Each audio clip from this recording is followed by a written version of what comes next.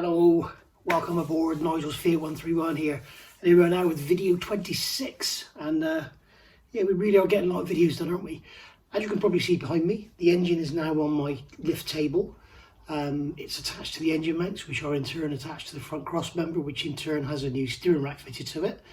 If you wonder why I bought a new steering rack, go back and see video 23 or 4. Yeah, you'll see that I cocked up. But I have managed to find the new cap that's arrived, and I've cleaned the thread up so I can screw the cap in.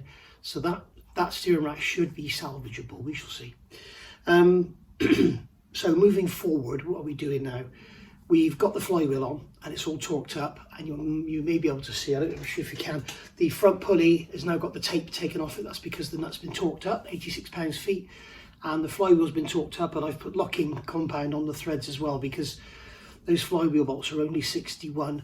Be very, very careful if you do have the Haynes manual for this, which I'd advise you use as something to clean paintbrushes with, because that's about as useful as it is. It's got a few torque settings in there, but you've got to be very careful. In the front of the book, in the twin cam section, if you've got one of the old manuals, the pre-supplement version, it says in there, flywheel bolts, 61 pounds-feet. And there's a star, and underneath there's a footnote, and it says after 1978 110 pounds-feet, and you're like, hang on a minute, that can't be right.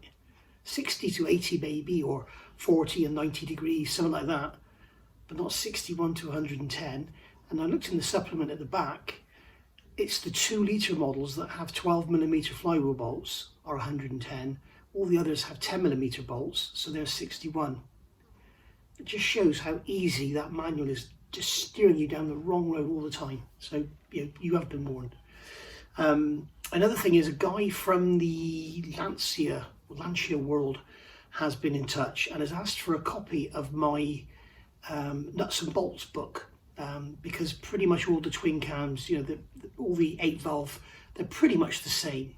So, all the bolts, you've got bolts at 20, 22, 16, 18, all M6, they're all screws, not bolts.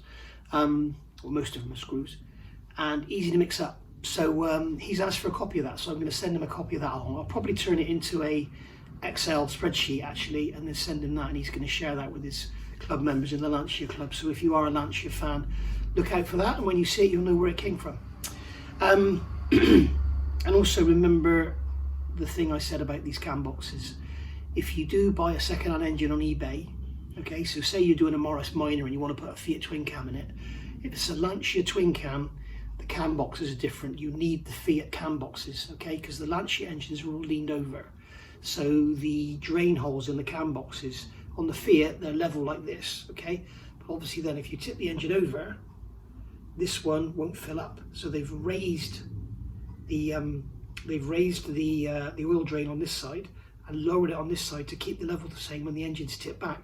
Therefore, if you then put that engine in your car and it's horizontal, look what happens to the oil levels. Yeah, so bear that in mind. You need Fiat 132, 131, whatever. In fact, I'm told if you've got a 2-litre, if you put a pair of 131 1300 cams in it, then you gain power. I don't know how true that is, it's just something I heard. But there we go. So without further ado, let's go and have a look at what we've been doing and what we're going to do for today. Alright, so there you can see the back of the engine there. Don't forget to put this plate on. This plate that goes, it's just like a dust cover really for the front of the bell housing. If you don't put that on, you'll have all this exposed here. So it's good to have it all covered up really. So we've got the flywheel on, all cleaned up, all the bolts done up. We've got the correct washer on there as well. And then as you can see in here, we've got the bearing. Okay, remember we put a new bearing in the back of the crank, didn't we? That was our first hold up. Didn't realise there was going to be so many. I've got a couple of bolts in here. If you remember, I showed you the tool I made before. Let's go and grab that tool. I'll show you quickly. I think it's in this drawer here. Yes, here's the tool I made. And there you can see it's just basically 2 lengths of steel with a hole drilled in the end. And what I've done is taken those M10 bolts out, put M8 in there, bolted it to the flywheel, and then that end then goes up against those bolts, and that's your solid lock to be able to do the bolts up. So there we go. So we got that bearing in there. So we've now got to make a tool that has one end like that, which is 15mm, and then is also going to line up with this, so that when we put the clutch plate on, we can put the tool in and line it up. Now in the past, before I had a lathe or anything, I used to use like a socket with an extension in it or something like that, just to get roughly a sort of rocket around it. It needs to be fairly good, but now I've got a lathe, I may as well just quickly turn one up out of a piece of alley or something. I've got the one I made for the Land Rover there. I don't think it's going to be the same, but maybe I'll have to modify it. So let's get on with that. All right, so there we are. There's the tool. 20mm on one end, about 14.9 on the other, just so it goes in. So what we need to do is pop this tool into that bearing like that. And then the clutch, you can see it's marked here. You can see it's marked gearbox side there, so that means that's facing back. So now we can slide that over there, just like so, and that's that aligned. And then we can put the cover plate on, and when we do the cover plate up, then it will be aligned, ready for the gearbox shaft just to slide in. And that's what you want to aim for, because you don't want to be trying to, you know, manhandle the gearbox into there. So that's what we're going to do now, is fit the cover plate. There we go, all fitted up, all torqued up. As you can see, as I said, I left these bolts in, just put a pry bar in there, hold it against that tooth, and then go around and torque the bolts up. They're 22 pounds-feet.